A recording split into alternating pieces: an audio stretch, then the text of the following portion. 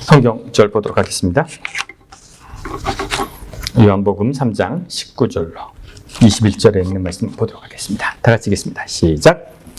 그 정죄는 이것이니 곧 빛이 세상에 왔으되 사람들이 자기 행위가 악함으로 빛보다 어둠을 더 사랑한 것이라. 악을 행하는 자마다 빛을 미워하며 빛으로 오지 아니하나니 이는 그 행위가 드러날까 하며 진리를 따르는 자는 빛으로 오나니 이는 그 행위가 하나님 안에서 행한 것임을 나타내려 함이라 하시니라. 이 성경절을 좀 잘 기억하고 말씀 들었으면 좋겠습니다.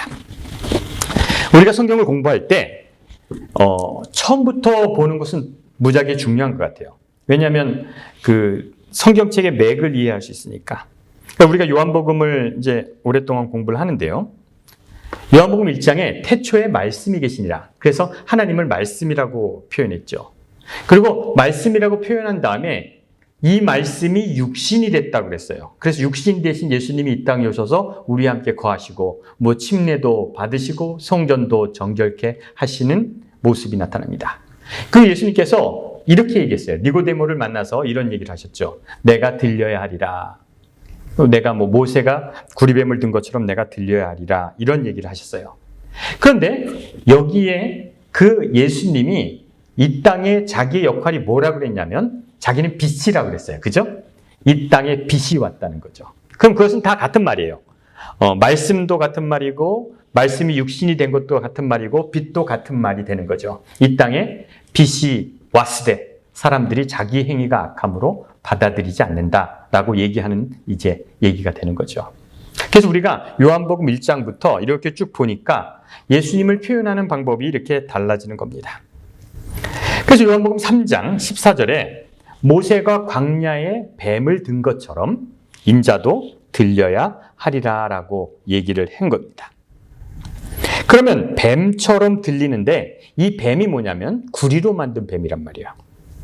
구리로 만든 뱀처럼 예수님이 들려야 한다. 그것이 십자가다. 그것이 뭐 이런 것에 대해서 좀 의문을 제가 생각합니다. 그러면요, 한번 여러분들 이제 상상해 보시기 바랍니다. 우리가 볼 수 있는 가까운데 사막이 있죠. 어떤 사막이 있습니까? 모하비 사막 있죠. 라스베가스 가는데 사막이 있어요.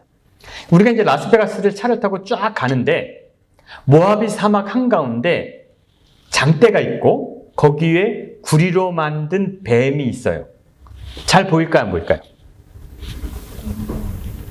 뭐 그냥 잘 보이게 만들었어요. 어떻게 보일 것 같아요? 아니, 있다면.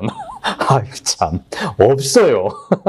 근데 라스베가스로 가는 그 모하비 사막에 도로 중간에 장대에 구리로 뱀을 만든 게 있으면 보이겠죠?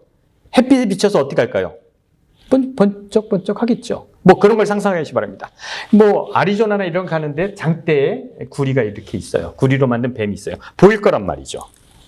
그런데 제가 이런 거는 한 번도 생각해 보지 않았는데 뱀에 물린 사람이 뱀에 물렸어요. 근데 그걸 바로 보면 병이 치료된단 말이에요. 그런데 이런 건 생각해 보지 않았는데 여러분 오늘 처음 듣는 얘기일 거예요. 성경은 보면서 상상을 해야 되는데 상상을 한 번도 안 했는데 오늘 상상했어요. 무슨 상상을 했냐면 밤에 소변이 마려워서 집 밖으로 갔다가 밤에 뱀한테 물렸어요. 밤에 물렸어요. 어떻게 됩니까 그러면? 밤에 뱀에게 물렸다고요. 근데 낮에 뱀에게 물리면 그 구리뱀을 보면 사는데 밤에는 어떻게 해요? 뭐야? 사랑이 그 떠오르면 사는 거예요? 안 바라봐도? 떠오르는 거지. 그러니까 여러분 밤에는 생각 안 해봤죠? 밤에는. 근데 밤에 화장실 갈 가능성이 있단 말이에요. 가서 화장을 딱 하는데 뱀이 엉덩이를 꽉 물었어. 그게 죽을 판국이야. 그럼 이게 찾아야 되는데 만약에 구리뱀을 높이 세워서 이 사람이 병이 치료된다면 밤에도 볼 수 있게 될 거 아니야. 그럼 밤에 보게 하려면 어떻게 해야 될까요? 빛이 있어야 되잖아요. 그럼 어떻게 해야 돼요? 그 주위에다 뭐예요? 불을 펴놔야겠죠. 그러면 그 불빛이 비쳐서 구리에 어떻게 할까요? 비쳐서 잘 보이겠죠. 밤에도 분명히 그럴 것 같아요. 그렇게 했어야 될 것 같아요. 우리가 밤은 한 번도 생각해 보지 않았는데 분명히 그런 식으로 해서 불빛을 구리뱀이 비치게 해야 될 것이에요. 그래서 제가 이 구리뱀의 역할이 뭐 예수님이 십자가를 상징하는 것보다 빛을 반사하는 역할을 하는 것이 구리 역할을 하지 않을까 그런 생각을 했죠. 그런 것 같지 않습니까? 좀 반사하는 입장인 것 같아요. 그래서 그 십자가에 뭐 그걸 바라보는 것이 아니라 어떻게 보면 가로등에 더 가깝겠다 이런 생각을 했습니다. 가로등. 그래야지 볼 수 있지 않겠습니까? 예수님께서 빛으로 오셨는데 왜 사람들이 싫어합니까? 빛으로 오셨는데 왜 싫어할까요? 죄인들은 빛으로 오신 분을 싫어한답니다. 왜 싫어할 것 같아요? 빛이 비치면 좋습니까? 싫습니까? 빛. 제가 교부제를 갖고 오려고 해도 못 갖고 왔어요. 빛을 비치는데 여러분들이 그냥 잘 못 살고 있어요. 그냥 세상을 살고 있어요. 근데 빛을 비치는데 후라시부처럼 비치면 어떻게 돼요? 좋아요, 싫어요? 후라시. 그렇죠.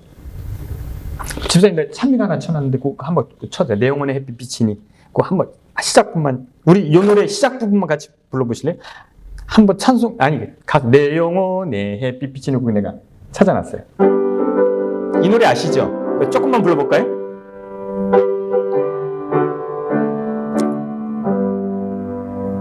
내 영혼의 햇빛 비치니 영화롭고 찬란해. 됐습니다. 이만큼만 하셔도 돼요. 이 기억나시죠? 여러분 영혼의 햇빛 비치니 영화롭고 찬란하잖아요. 근데 잘못 사는 사람들에게 햇빛이 비치면 어떨까요? 네? 부끄러워요. 그래서 제가 노래를 바꿔봤어요. 다시 한번 쳐주세요. 네, 한번 쳐주세요. 달빛 비치니로 바꿔봤어요. 시작. 내 영혼에 달빛 비치니 영화롭고. 됐어요. 달빛이 좋아요? 햇빛이 좋아요? 햇빛이 나요? 잘못 사는 사람한테는 햇빛이 나요? 달빛이 나요? 달빛이 좀 편한 것 같아요. 햇빛은 뭐 하는 것 같아요? 막 파고드는 것 같죠? 막 보는 것 같죠? 여러분, 빛이 좋습니까? 빛이 꼭 좋은 겁니까? 우리가 이렇게 살아가는데 싹 비춰서 나의 죄를 많은 사람들이 보게 하는 것이 좋을까요? 하나님 그것을 원하실까요? 요한복음 3장 17절 보겠습니다. 3장 17절. 17절입니다.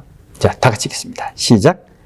하나님이 그 아들을 세상에 보내신 것은 세상을 심판하려 하심아니요 그로 말미암아 세상을 구원받게 하려 하심이라. 이거 되게 중요한 말씀입니다. 심판한다는 것은 죄를 비춰내는 거죠. 쫙 비춰서 너를 심판하는 거예요. 서치라이트 같은 거예요. 프라시 같은 거예요. 그래서 하나님이 이 땅에 예수님을 보내신 이유는 여러분의 죄를 드러나고 심판하려는 것이 아니라 뭐 하는 거예요? 심판하려는 게 아니에요. 구원하기 위한 거예요. 근데 여지껏 우리가 종교 생활을 하면서 성경 말씀은 우리의 마음을 비춰서 우리의 죄를 뭐 하는 것 같아요? 드러내게 하는 것처럼 우리는 생각했어요. 심판의 빛처럼 우리를 비춰서 우리의 죄를 드러내게 하는 거죠. 그래서 저는 내 영혼에 햇빛 비치니까 두렵고 아프더라고요. 안 비쳤으면 좋겠어요. 예수님께서 빛으로 오셨다는 게 무엇인가 우리의 죄를 드러나게 하고 무엇인가 심판하고 무엇인가 인간의 약점을 보기 위해서 오셨다면 그것은 심판하러 오신 거죠. 그런데 이 땅에 예수님이 오신 것이 우리를 영생하기 위한 거고 구원을 하기 위한 거라면 너무 눈부시면 안 되죠. 너무 마음 아프면 안 되죠.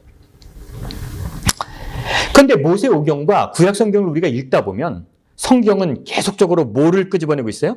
여러분의 죄를 지적하고 있어요. 이것은 잘못됐다는 거죠. 이걸 드러내는 거죠. 여러분의 죄성을 드러내고 그것이 죄라고 계속적으로 빛을 비추는 겁니다. 꼭 프라시로 제 얼굴을 비추는 거죠. 그래서 그 빚은 눈이 부십니다. 부끄럽습니다. 우리는 약점 있는 사람들이니까. 근데 자꾸만 빚으로 와서 우리의 죄를 드러내러 갑니다. 마틴 루터가 수도사 생활을 하는데 수도사는 수도원에서 일을 하는 거죠. 그래서 뭐 하루 종일 노작하고 명상하고 기도하는 거죠. 그런데 이 사람이 하루의 일과를 끝나고 6시간 동안 회개했다는 거예요. 어떻게 자기가 산 일과보다 더 많은 시간을 회개합니까? 종교는 죄를 찾아냅니다. 그리고 그것을 해결하라 합니다. 그런데 죄는 해결되지 않습니다. 어떻게 합니까? 저는 여기서 예수님께서 들려야 한다는 말이 우리의 죄를 비추는 건 아닌 것 같아요. 인간을 바라보게 하는 건 아닌 것 같아요. 꼭 달빛 같으면 좋겠어요. 여러분, 한 가지 질문을 해볼게요. 어둠 속에서도 잘 사는 사람 있습니까? 네? 상당한 철학입니다. 그죠? 어둠 속에서 다 사람들이 잘못 삽니까?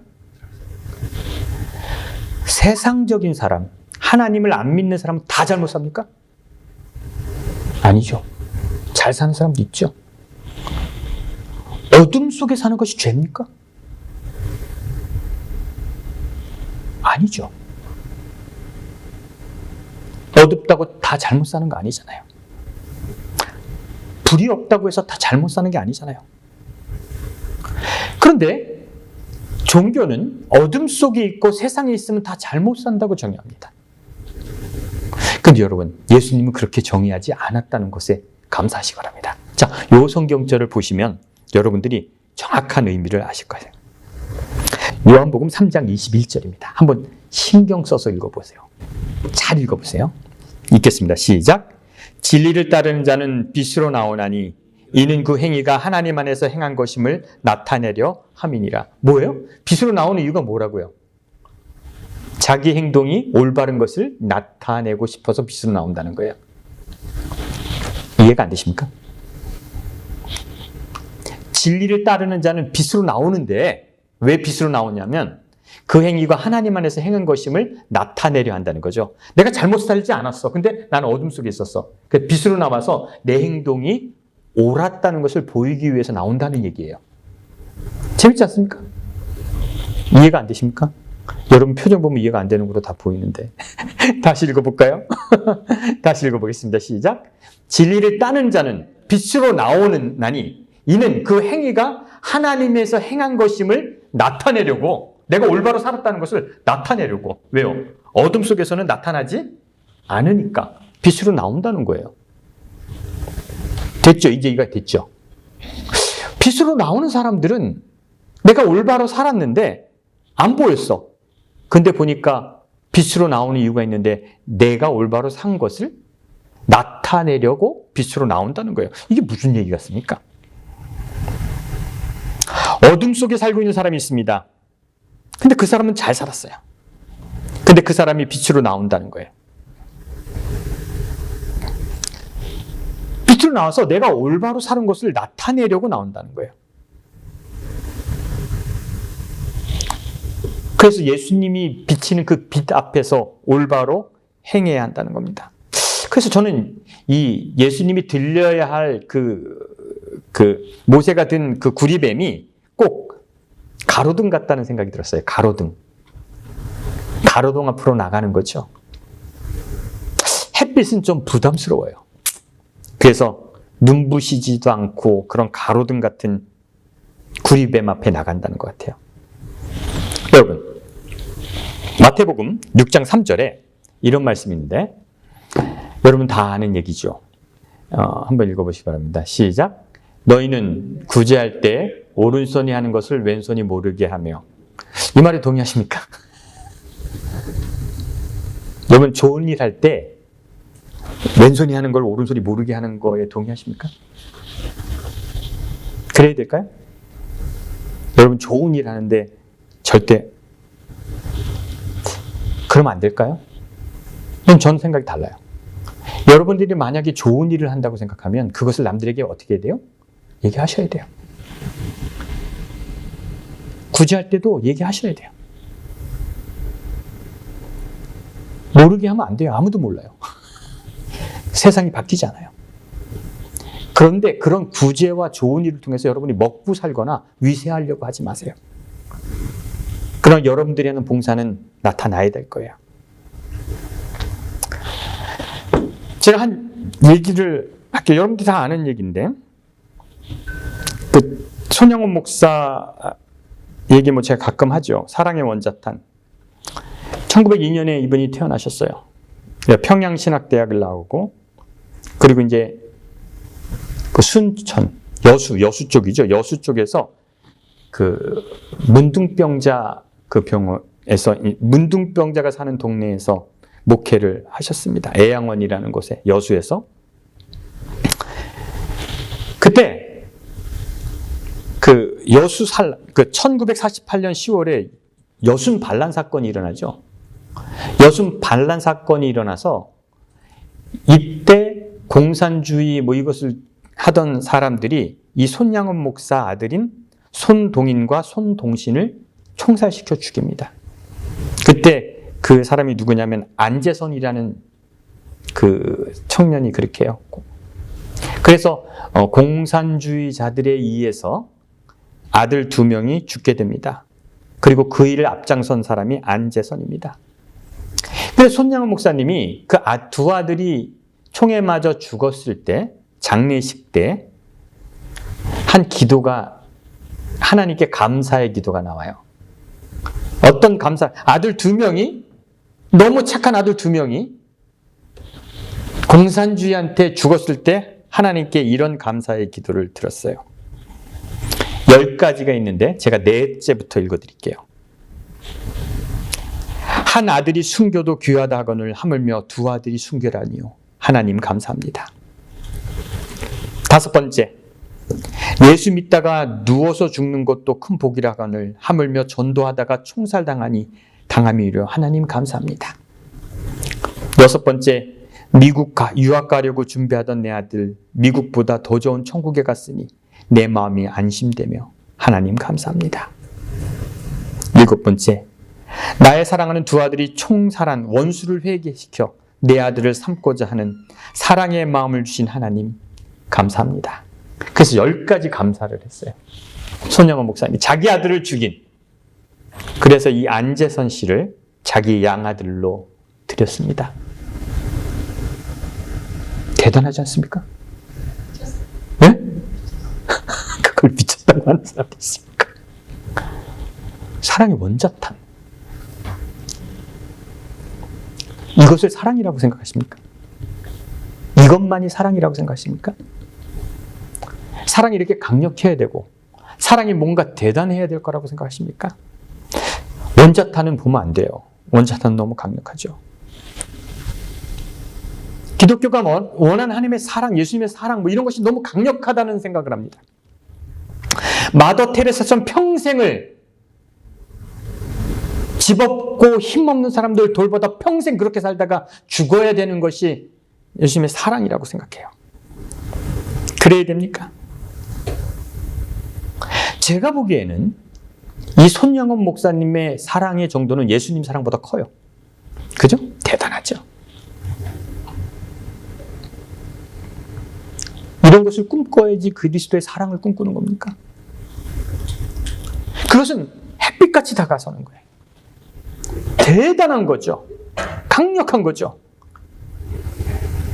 우리에게 부담을 느낄 만큼 강력하게 사랑을 강조하는 거죠.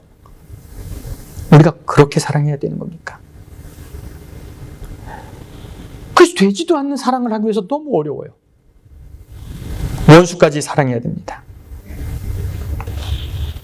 그래서 예수님이 빛으로 오셨다는 것이 태양빛처럼 강력하게 우리에게 비춰서 무엇인가를 대단한 역사를 이루어야 될 것처럼 기독교는 생각합니다. 그래서 우리도 그렇게 사랑하지 않으면 올바로 사랑하지 않는 것처럼 이렇게 우리는 생각하고 살았어요. 근데 저는 성경을 보다가 예수님이 뭐처럼 빛난다고요? 왜 햇빛처럼 빛나면 좋은데 구리뱀처럼 빛날까요? 되게 흐릿하게 비치는 거잖아요. 뭔가 빛을 만든 게 아니라 반사체잖아요. 그리고 왜 그 빛을 사람들이 따라올까요? 여러분, 하나님의 말씀의 빛, 그리고 성경이 말하는 빛은 우리를 부끄럽게 하는 것은 아닙니다. 꼭 대단한 사랑을 해야 되는 것도 아니고 대단한 것을 우리에게 요구하지도 않습니다. 그런데 광야에 들린 구리뱀은 어떨 것 같아요? 어떤 빛일 것 같아요? 어떤 불빛이 비칠 것 같아요? 구리뱀이면. 햇빛이 비춰야지 비춰지지. 아니 그러니까 어떤 빛이 비칠 것 같아요? 그 정도는. 발광체겠죠? 아니 반사체겠죠? 반사체. 그 정도겠죠. 그렇게 눈부시지 않을 것 같아요. 뭐 눈부실 수도 있겠지만. 제 생각에는 부담 가지 않을 것 같아요. 그래서 이 반사체라는 것이 이런 것 같아요. 광야에 들린 예수님이 이렇게 표현한 것은 뭐냐면, 제가 이렇게 설교를 준비하면서 무슨 문제에 봉착하게 되냐면, 너무 내 이론이 세다라는 생각을 하게 됩니다. 여러분도 그러신 걸 느낄 거예요. 너무 내 이론이 세다. 근데 내 이론이 이렇게 세게 된 이유는 간단해요. 너무 그 전에 말도 되지 않는 것을 가지고 우리를 억눌렀기 때문에 내 이론이 세게 나가는 것 같아요. 무엇인가 교회에 나온다는 것, 하나님을 믿는다는 것은 나의 죄를 후벼파고 회개하고 막 그러지 않으면 견딜 수 없는 종교에서 제가 보니까 그런 필요는 없을 것 같아요. 꼭 그렇게 힘들게 나갈 필요가 없을 것 같아요. 진리를 따르는 자들에게 요구되는 것이 그렇게 너무 큰 무거운 짐이 아닌 것 같아요. 손양원 목사처럼 너무 힘들게 사랑하려고 노력하는 것이 아니라 신을 만난 즐거움, 진리를 따르는 사람들의 그 옳은 행동의 그 어렴풋한 그 즐거움이 우리에게 눈이 부시지 않게 다가올 것 같아요. 부담을 주지 않을 것 같아요. 그래서 저는 그 불빛 아래 우리가 안정될 것 같다는 생각이 들어요. 광야의 그 불빛 아래서, 예수님의 십자가 아래서 우리가 무슨 손양원 목사처럼 살아야 될 그런 결심을 하는 것이 아니라 즐겁게 살아야겠다. 행복하게 살아야겠다. 그러나 나쁘게는 살지 말아야겠다. 이 정도의 깨달음이 있으면 그것이 최선일 것 같아요. 어떤 철학자가 이런 얘기를 했잖아요.